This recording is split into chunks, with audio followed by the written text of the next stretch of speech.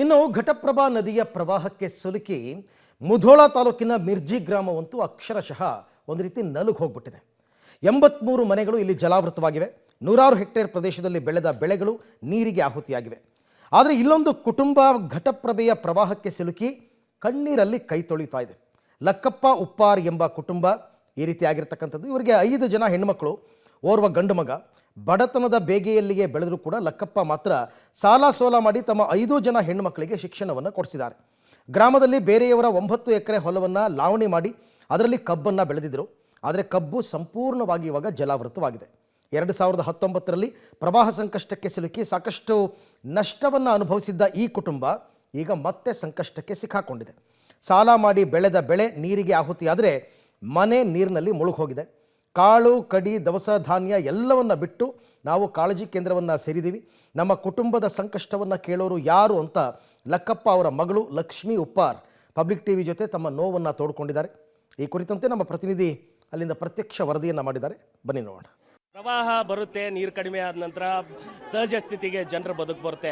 ಆದರೆ ಪ್ರವಾಹಕ್ಕೆ ಸಿಲುಕಿ ನಲುಗಿ ಹೋದಂಥ ಕುಟುಂಬಗಳ ಕಣ್ಣೀರ ಕಥೆಯನ್ನು ನಾನು ನಿಮಗೆ ತೋರಿಸ್ತೀನಿ. ಈಗ ಇಲ್ಲಿರ್ತಕ್ಕಂಥ ಉಪ್ಪಾರ್ ಅನ್ನುವಂಥ ಒಂದು ಕುಟುಂಬದ ಓರ್ವ ಹೆಣ್ಣುಮಗಳು, ಡಿಗ್ರಿ ಕಲಿತಂಥ ಓರ್ವ ಹೆಣ್ಮಗಳು, ಇವರ ಕುಟುಂಬದ ಕಥೆಯನ್ನು ನಾನು ನಿಮಗೆ ಹೇಳ್ತೀನಿ. ಏನು 2019ರಲ್ಲಿ ಇವರು ಪ್ರವಾಹಕ್ಕೆ ಸಿಕ್ಕು ಇವರ ಮನೆ ಸಂಪೂರ್ಣವಾಗಿ ನಾಶವಾಗಿತ್ತು. ಈಗ ಮತ್ತೆ ಅಂತಹದ್ದೇ ಪ್ರವಾಹಕ್ಕೆ ಸಿಕ್ಕು ಅವರು ಮನೆ ಸಂಪೂರ್ಣವಾಗಿ ಜಲಾವೃತವಾಗಿರ್ತಕ್ಕಂಥ ಅಷ್ಟೇ ಅಲ್ಲ, ಸಾಲ ಸೋಲ ಮಾಡಿ 9 ಎಕರೆ ಜಮೀನಿನಲ್ಲಿ ಕಬ್ಬನ್ನು ಬೆಳೆದಿರ್ತಾರೆ ಇವರು ತಂದೆಯವರು. ಆದರೆ ಏನು ಕಬ್ಬು ಕೂಡ ಈಗ ಸಂಪೂರ್ಣವಾಗಿ ನೀರಿನಲ್ಲೇ ನಿಂತು ಹೋಗಿರೋದ್ರಿಂದ ಸಹಜವಾಗಿ ಇವರಿಗೆ ಬೇಸರವಾಗಿರ್ತಕ್ಕಂಥದ್ದು, ಇನ್ನಿಲ್ಲದ ಸಂಕಷ್ಟ ಎದುರಾಗಿರುವಂಥದ್ದು. ಬನ್ನಿ ಇದ್ರ ಬಗ್ಗೆ ಸ್ವತಃ ಓರ್ವ ಯುವತಿ ನಮ್ಮ ಜೊತೆಗೆ ಅವ್ರು ಮಾತಾಡ್ತಾರೆ. ಏನೆಲ್ಲ ಪರಿಸ್ಥಿತಿ ಇದೆ ಅಮ್ಮ ನಿಮ್ಮದು? ನಾವು ಅಪ್ಪಾಗ್ರಿ 5 ಜನ ಹೆಣ್ಮಕ್ಳು, ಒಬ್ಬ ಗಂಡು ಮಗ ರೀ. ನಮ್ಮ ತಮ್ಮ ಕಲ್ತಾ ಬಿಟ್ಟದನ್ರಿ ಸಾಲಿ ರೀ. ನಾವು 9 ಎಕರೆ ಹೊಲ ಬೇರೆದವ್ರದ್ದು ಮಾಡ್ಕೊಂಡಿದ್ದೀವಿ ರೀ. ಅದೂ ಈಗ ಹೊಳಿ ಬಂದ ನಾಶ ಆಗಿ ಹೋಗೈತ್ರಿ. ಅರ್ಧ ಎಕರೆ ನಮ್ದು ಫ್ಯಾಮಿಲಿಯಿಂದ ಬಂದಿದ್ದು ಹೊಲ ರೀ, ಅದೂ ಮುಳುಗಡೆ ಆಗೈತ್ರಿ. ಕಬ್ಬ ಹತ್ತಿದ್ರಿ ಅದು ರೀ. ಮೊದಲೇ ಬಡತನದಲ್ಲಿ ಕಲಿತಾ ಇದ್ರಿ, ಬಡತನದಲ್ಲಿದ್ರೂ ಸಹಿತ ನಿಮ್ಮ ತಂದೆಯವರು ಡಿಗ್ರಿ ಓದಿಸಿದ್ದಾರೆ. 5 ಜನನೂ ಎಲ್ಲರೂ ಎಜುಕೇಟೆಡ್ ಅದೀವ್ರಿ. ನಾವು 5 ಜನನೂ ಕಲಿಸಿದಾರೆ. ಇಷ್ಟು ರಿಸ್ಕ್ ಐತಂದ್ರೂ ಕಲಿಸಿದಾರೆ ನಮ್ಮ ಮನ್ಯಾಗ.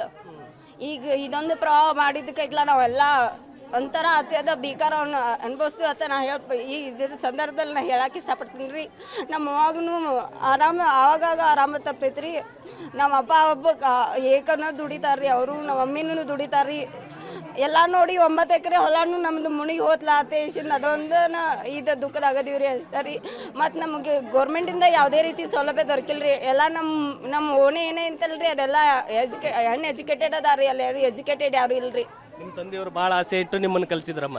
ಯಾವುದೋ ಒಂದು ಹುದ್ದೆಯಲ್ಲಿ ನನ್ನ ಮಗಳು ಇದರ ಒಂದು ಸಹಾಯ ಇಲ್ಲಿಂದ ನನ್ಗೊಂದು ಸಹಾಯ ಒಂದು ದೊರಕಿಸ್ಕೊಡ್ತಾಳನ್ನೋ ಮಠಕ್ಕೆ ನಮ್ಮ ಪಪ್ಪ ನಮ್ಮ ಮಮ್ಮಿ ನಮ್ಮನ್ನ ಸಾಲಿ ಕಲ್ಸತ್ತಾರ್ರಿ. ಅದನ್ನ ಏನಾರ ಒಂದು ಸಾಧನೆ ಮಾಡ್ಬೇಕು ಅನ್ನೋ ಗೋಲ್ನಾಗ ನಾವು ಕಲಾಕತ್ತಿದ್ದೀವಿ ರೀ. ಈಗ ಒಂದು 4 ದಿನ ಆತ್ರಿ, ಅದು ಬಂದ್ ಆಗೈತ್ರಿ ನಮ್ದು ಈ ಹೊಳಿಯಿಂದ ಆಗಿರಿ. ಏನು ಕಲಿತಾ ಇದ್ದೀರಮ್ಮ? ನಿಮ್ಮ ಹೆಸರು ಏನು? ನಾ ಲಕ್ಷ್ಮೀ ಲಕ್ಕಪ್ಪ ಉಪ್ಪಾರ್ ರೀ. ನಾವು ಇದು ಮುಧೋಳದಾಗ ಗೌರ್ಮೆಂಟ್ ಕಾಲೇಜಿಗೆ ಹೋಗ್ತೀವಿ ರೀ. BA ಸೆಕೆಂಡ್ ಸೆಮ್ ಹೊಂಟದ್ವಿ ರೀ. ನಾವು ಇಷ್ಟೆಲ್ಲ ಕಷ್ಟದ ಸಮಯದಲ್ಲೂ ನಿಮ್ಮ ತಂದೆಯವರು ನಿಮ್ಮನ್ನು ಕಲಿಸಿ ಯಾವುದಾದ್ರೂ ಒಂದು ಉದ್ಯೋಗ ಸೇರಲಿ, ನನ್ನ ಮಕ್ಕಳು ನನಗತೆ ಬಡತನ ಬೇಡ ಅಂತೇಳಿ ಇಷ್ಟೆಲ್ಲ ಕಷ್ಟಪಟ್ಟು ಕಲಿಸ್ತಿದ್ದಾರೆ. ಆದ್ರೆ ಎಲ್ಲವೂ ಈಗ ನೀರಿನಲ್ಲಿ ಹೋಮ ಮಾಡ್ದಂಗೆ ಆಗೈತಿ. ಹೌದ್ರಿ, ಹಂಗ ಆಗೈತ್ರಿ. ಮತ್ತು ನಮ್ಮ ಅಪ್ಪ ನಮ್ಮ ಮಮ್ಮಿ ಇಬ್ರು ಸಾಲಿ ಕಲ್ತಿಲ್ರಿ. ಮತ್ತು ಅವ್ರ ಅನ್ಎಜುಕೇಟೆಡ್ ದಾರತ್ತ ನಮ್ನ ಎಜುಕೇಟೆಡ್ ಮಾಡಾಕೈತಲ್ರಿ, ಅವ್ರು ಕಲ್ಸಾಕತ್ತಾರ್ರಿ. ಇಷ್ಟು ಹೇಳಕ್ ನಾ ಇಷ್ಟಪಡ್ತೀನಿ ರೀ ನಮ್ಮ ಫ್ಯಾಮಿಲಿಯಿಂದ ರೀ. ನಿಮ್ಮ ಮನೆ ಪರಿಸ್ಥಿತಿ ಏನಾಗೈತಮ್ಮ ಈಗ? ನಮ್ಮ ಮನೆ ಪರಿಸ್ಥಿತಿ ಎಲ್ಲ ಜಲಾವೃತ ತಗೊಂಡೈತೈತೆ. ಇಷ್ಟು ಹೇಳಕ್ ಇಷ್ಟಪಡ್ತೀನಿ ರೀ. ಬಳಸೋ ಸಾಮಾನು ಅಷ್ಟೇ ತಂದಿದ್ದೀವಿ. ನಾವು ಉಳ್ಕಿದ್ದು ಯಾವನು ಸಾಮಾನು ಮುಟ್ಟಿಲ್ರಿ. ಎಲ್ಲ ಸಾಮಾನಿಗೆ ಹೊಳೆ ಹಂಗ ಬಿದ್ದಿರ್ತಾವ್ರಿ. ತೊಳ್ಯಾಕ ಬೆಳ್ಯಾಕ ಯಾರು ಬರಂಗಿಲ್ರಿ. ಎಲ್ಲ ನಮ್ಮ ಮನೆ ತೆಕ್ರಿ. ಈ ಕಾಳು ಕಡಿ ದವಸ ಧಾನ್ಯ ತಿನ್ನಕ್ಕಿರೋದು ಇರುವಂಥದ್ದು ಎಲ್ಲ ಬಿಟ್ಟು ಬಂದಿವ್ರಿ ನಾವು.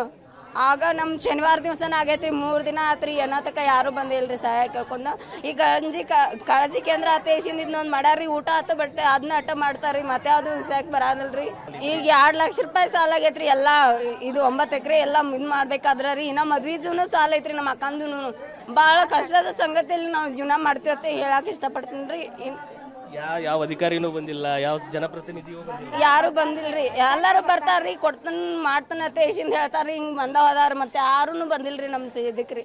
ನೋಡಿದ್ರಲ್ಲ, ಒಂದು ಪ್ರವಾಹ ಬಂದ್ ಹೋಗುತ್ತೆ, ಆದ್ರೆ ಬದುಕು ಮಾತ್ರ ಮುರಿದು ಹೋಗುತ್ತೆ ಅನ್ನುವಂಥದ್ದಕ್ಕೆ ಈ ಓರ್ವ ಲಕ್ಷ್ಮೀ ಉಪ್ಪಾರ್ ಅನ್ನುವಂತಹ ಯುವತಿಯ ಕುಟುಂಬದ ಕಣ್ಣೀರ ಕತೆ ಇದಾಗಿರ್ತಕ್ಕಂಥದ್ದು. 2019ರಲ್ಲಿ ಇವರು ಪ್ರವಾಹಕ್ಕೆ ನಲುಗೋಗಿದ್ರು. ಅಷ್ಟಾದರೂ ಸಹಿತ ಅದೇ ಸಂಕಷ್ಟದಲ್ಲೂ ಸಹಿತ ತಂದೆ ಇವರನ್ನು ಓದಲಿಕ್ಕೆ ಏನು BA ಡಿಗ್ರಿಯನ್ನು ಕಲಿಸ್ತಾರೆ. ಆದರೂ ಸಹಿತ ಮತ್ತೆ ಈ ಬಾರಿ ಅವರ ಮನೆ ಜಲಾವೃತವಾಗಿ ಬೆಳೆದಂಥ ಬೆಳೆ ನಾಶವಾಗಿದೆ. ಹೀಗಾಗಿ ಈ ಕುಟುಂಬ ನಿಜಕ್ಕೂ ಸಂಕಷ್ಟದ ಸ್ಥಿತಿಯಲ್ಲಿದೆ. ಯಾವ ಜನಪ್ರತಿನಿಧಿಯೂ ನಮ್ಮನ್ನು ಭೇಟಿಯಾಗಿಲ್ಲ ಅನ್ನುವಂಥ ಅಳಲು ಆ ಯುವತಿ ಲಕ್ಷ್ಮೀ ಉಪ್ಪಾರ್ ಅವರು ತೋಡ್ಕೊಳ್ತಾ ಇರ್ತಕ್ಕಂಥದ್ದು. ಕ್ಯಾಮ್ರಾಮನ್ ಆನಂದ್ ಜೊತೆ ರವಿ ಹಳ್ಳೂರು, ಪಬ್ಲಿಕ್ TV, ಬಾಗಲಕೋಟೆ.